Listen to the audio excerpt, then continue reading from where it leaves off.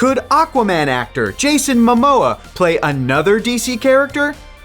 Welcome back to Nerdist News. I'm Hector Navarro, and today we're speculating about the future of DC movies on the big screen and just how Jason Momoa, aka Aquaman, will play into it.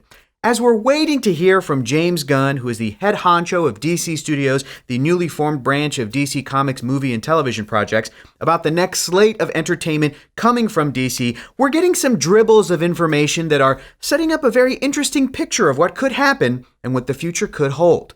But first, we want to issue a spoiler warning. While we don't have any definite news yet, these casting theories and speculations could be considered spoilers if anything turns out to be true. So if you want to approach the future of DC films with a blank slate, then back out now. You dig? I dig it.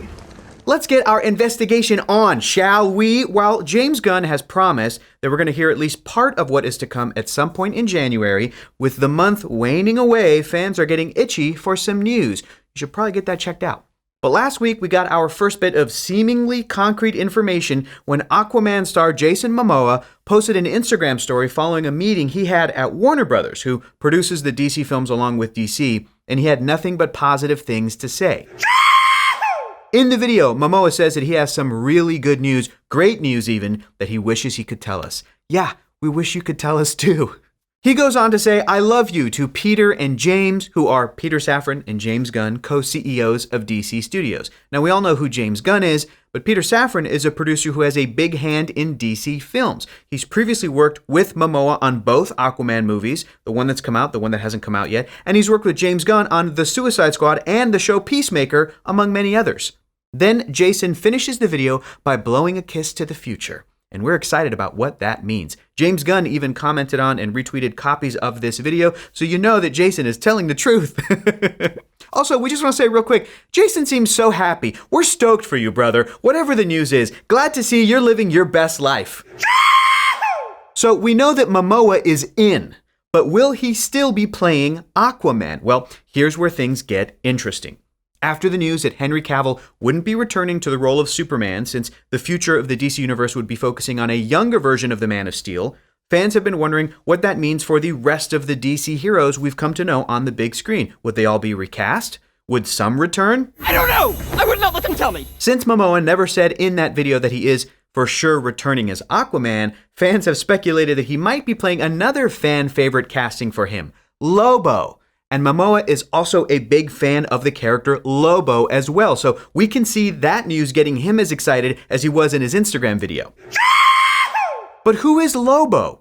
Lobo first appeared in Omega Men number 3 in 1983, originally looking like this, and now he mostly looks like this.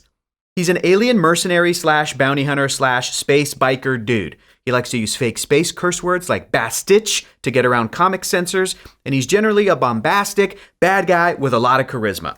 And if you want to read all about who exactly the character Lobo is and how he could fit in the future of DC entertainment, check out our article on Nerdist.com where writer Eric Diaz breaks down Lobo's comics history. But if Momoa does play Lobo, is he out as Aquaman? While promoting the documentary Deep Rising at Sundance this year, which by the way looks fantastic, keep your eyes open for that, Momoa serves as the narrator for that film, and he addressed these rumors by saying, I'll always be Aquaman. Ain't anyone coming in there and taking shit. There might be some other characters too. I can play other things too. I can be funny and savage and charming. That's like exactly what Lobo would say. It's hilarious. What could this mean for the future of the DC franchise, or as James Gunn has already referred to it, the DC universe? Here's our best guess. Lobo is going to be the villain in the DCU's first major project, the Superman movie that James Gunn is writing. Some of the ways Lobo has been introduced to audiences outside of the comics have been through Superman stories, like in Superman the Animated Series, where Lobo was voiced by Everybody Loves Raymond's Brad Garrett. Lights out, Clyde. Or the newer direct-to-video animated film Superman Man of Tomorrow. So there is a precedent for Lobo showing up in a Superman story set in the early days of Clark Kent's Supermaning career. Also, we gotta mention that great tweet that James Gunn posted about reading Grant Morrison and Frank Quitely's All-Star Superman over some coffee as the secret to happiness, and James would be correct. Now, the character Lobo doesn't appear in that comic, but we still think that Lobo fits perfectly with Gunn's storytelling sensibilities. But could one actor really play two different characters in the same cinematic universe? I don't even know where to begin. Okay, now before all the comments remind us, Chris Evans did it. Yes, let's talk about that. Chris Evans absolutely played two different Marvel characters, first as Johnny Storm, the Human Torch, in 2 Fantastic Four movies, then again later as Steve Rogers, Captain America, in we've lost count how many MCU movies. And he's not the only one. A ton of working actors have played multiple roles in the same big franchise, like the Marvel Cinematic Universe, for example. Gemma Chan played Minerva in Captain Marvel before playing Cersei in the Eternals. Or we've seen actors work across company lines, as they say, doing stuff for both Marvel and DC projects, like Barry Keoghan as Druig in the Eternals, and then as the Joker at the end of Matt Reeves' The Batman. But the key difference between the Chris Evans and Jason Momoa comparison is the Fantastic Four movies were from a different universe, a different reality completely than what would eventually become known as the Marvel Cinematic Universe. So audiences were not asked to suspend any additional disbelief than what was already being asked of them, which was to believe in a super soldier fighting in World War II. Aquaman and Lobo could be sharing the same reality. They could be part of the same exact franchise, and members of the Justice League, like Aquaman, have had to deal with Lobo before. So an Aquaman on Lobo fight could be something that the new DCU eventually shows us. On top of that, some of those other examples were also minor characters leading into more major characters, or playing a major character in one franchise and then playing a minor character in the other.